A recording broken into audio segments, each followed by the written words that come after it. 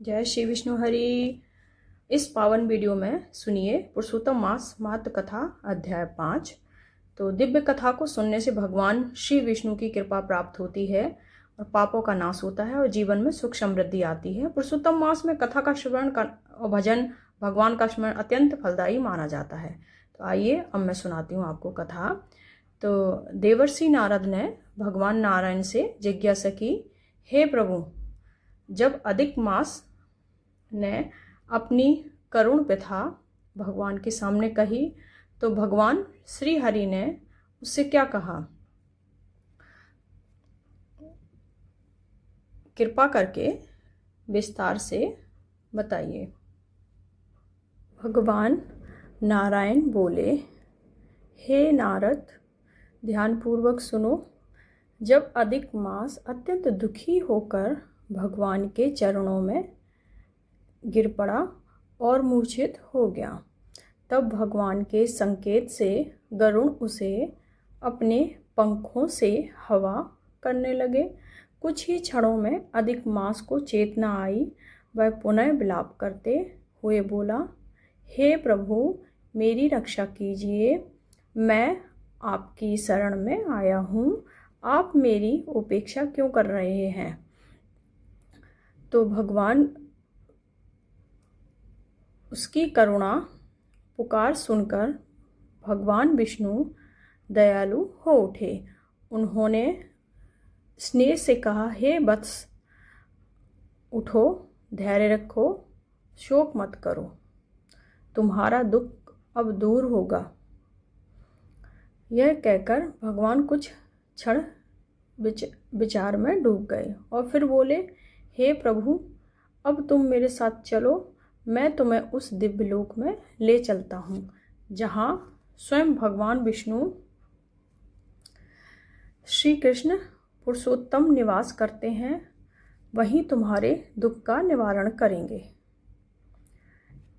इसके बाद भगवान विष्णु अधिक मास का हाथ पकड़कर उसे गोकुल ले गए।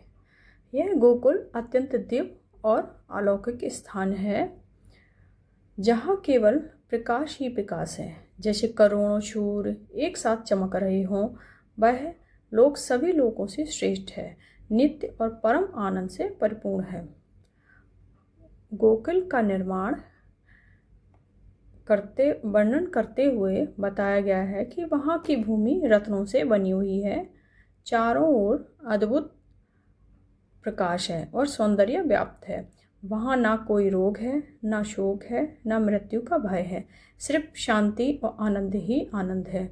उस दिव्य लोक के नीचे बैकुंठ और शिव लोक स्थित है, जहाँ भगवान विष्णु और भगवान शिव अपने अपने भक्तों के साथ निवास करते हैं। गोकुल के भीतर एक अद्भुत ज्योति विराजमान है, जो परमानंद का स्रोत है। उसी ज्योति के मध्य में भगवान श्री कृष्ण का दिव्य स्वरूप प्रकट होता है। उनका रूप अत्यंत मनोहर है, श्याम वर्ण है, कमल के समान नेत्र, मधुर मुस्कान, हाथ में मुरली, पीताम्बर धारण किए हुए है, वनमाला से सुशोभित है। उनके मुख की आभा करोड़ों चंद्रमाओं के समान शीतल और आकर्षक है। भगवान श्री कृष्ण वहाँ रास मंडल के मध्य विराजमान है। चारों ओर गोपियाँ, भक्तगण और वे पूर्ण परब्रह्म समस्त सृष्टि के आधार और सभी आनंदों के स्रोत हैं। वे भक्तों पर असीम कृपा करने वाले हैं, निष्प्रह, निरावकार और सर्वशक्तिमान हैं। भगवान विष्णु अधिक मास को उसी गोकुल में लेकर पहुँचे ताकि वह स्वयं श्री कृष्ण के दर्शन कर सके, वह अपनी पीड़ा से मुक्त हो सके। यह अत्यंत दिव्य और अद्भुत था। सूत जी कहते हैं, इस प्रकार भगवान नारायण ने यह अद्भुत कथा कहकर कुछ समय के लिए मौन धारण किया है। यह सुनकर नारद मुनि अत्यंत उत्सुक हो उठे और आगे की कथा जानने के लिए पुनः प्रश्न करने लगे। इसी के साथ पुरुषोत्तम मास महात्म कथा अध्याय 5 यही पूर्ण होता है। जो भी श्रद्धा भक्ति से इस कथा को सुनता है, भगवान श्री हरि विष्णु उसकी सभी मनोकामनाएं पूर्ण करते हैं और जीवन में सुख शांति और सुख समृद्धि प्रदान करते हैं। पुरुषोत्तम मास में कथा श्रवण करना, दान, जप और भक्ति विशेष महत्व बताया गया है। इसलिए आप भी सच्चे मन से भगवान का स्मरण करें और धर्म के मार्ग पर चलें। बोलिए पुरुषोत्तम भगवान की जय, श्री हरि विष्णु भगवान की जय और राधे कृष्ण राधे कृष्ण। अगर आपको यह कथा पसंद आई हो तो वीडियो को लाइक करें, शेयर करें और चैनल को सब्सक्राइब जरूर करें।